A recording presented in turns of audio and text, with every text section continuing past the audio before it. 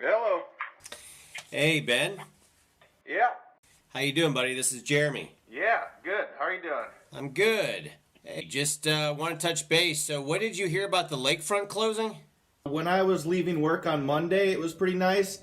And down by us along the first mile, it was pretty choked up. There's a lot of people out. And for me to stay 6 feet away from everybody as I rode through was impossible.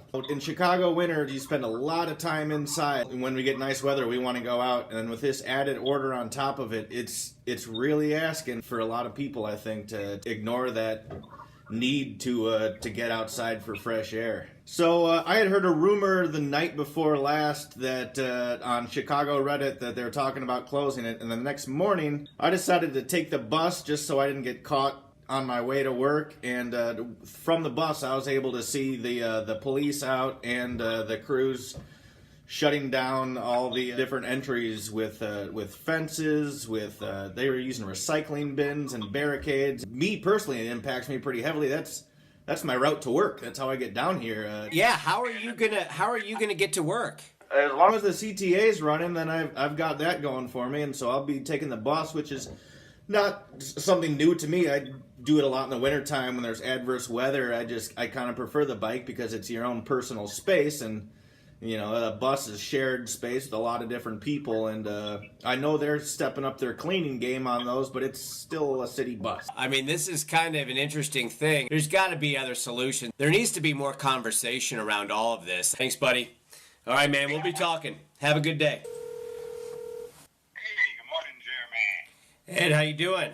I'm doing really well. How are you doing? I'm good. I mistimed my hair cutting sessions so that at the other end of this thing, I am going to look like I don't know what I'm going to look like. I like to pretend like I would look like Brad Pitt from Legends of the Fall, but I have a feeling it's going to look a little bit more like Tom Petty in his later years.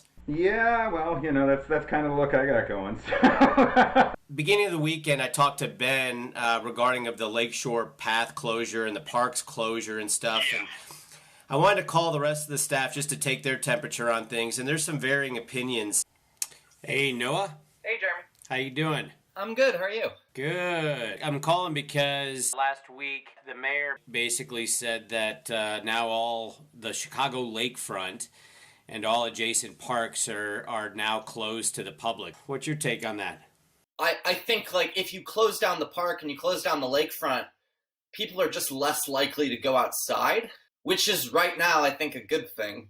I mean, I think we need to be outside some, but everyone believes that is going to be the case. If it actually does cause people to stay inside, then I'm wrong. And we'll see. Yeah, I mean, I think the other thing you're assuming is that, with your argument, is that if you open it up to more space, that people will choose to fill that space equally, they'll spread out. I just don't think that's true. I think if you're in Chicago and there's a nice day, I would say 90% of the people will say, oh, let's go to the park or let's go to the lakefront. And if you close the areas where everyone thinks of going immediately, then you don't have all of these people coming to one place. You have people more spread out in the city, maybe more in their neighborhoods or walking around, closer, in other areas. But I mean, I get it. You've got an attraction like the Lakefront Trail. I mean, people were playing basketball. I still don't know necessarily how you can figure out who's part of the same squad. I mean, you've got families with 3 brothers living there that might go out and play basketball. To the average person, it looks like they're violating social distance rules, but that's just 3 people that live together, right? Who knows? Yeah, I almost feel like we need a big calendar. Everyone signs up for when they're going to be outside. Hello. Hey, Issa. Hi. Hey, how you doing? Good, how are you? Good. So I'm kind of calling everyone to take their temperature on just feelings around the mayor basically closed off all the lakefront and the parks. I feel like we all kind of need fresh air. How do you get fresh air when you're at your house? There's a park. A park was built for us in the Little Village area, but it's also not considered too safe. We do have a lot of people who do tend to roam around there and just be causing chaos, and it just doesn't feel safe. For me, pretty much growing up, being able to go get some fresh air was meaning go to the grocery store with my mom, walking to the corner store, always outside in my backyard, or if I did go out, I made sure I was going out with my parents. So it's not pretty much that easy, or we don't get that luxury of being able to walk out of our house compared to someone who might live in downtown or in an area where it's safe, what is considered safe. You know, that is interesting because, you know, when it comes to the lakefront, I mean, you know, then you have to expand resources to self-police the people that are not keeping their social distance. But now they're policing people that are walking and running up and down the lakefront, and you're talking about crime in your neighborhood.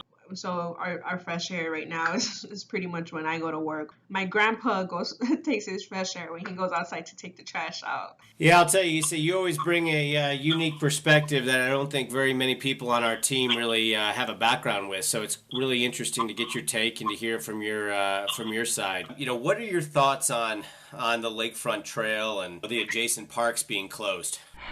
I don't know. It's complicated, you know. I mean, I wish people could just be responsible. Yeah.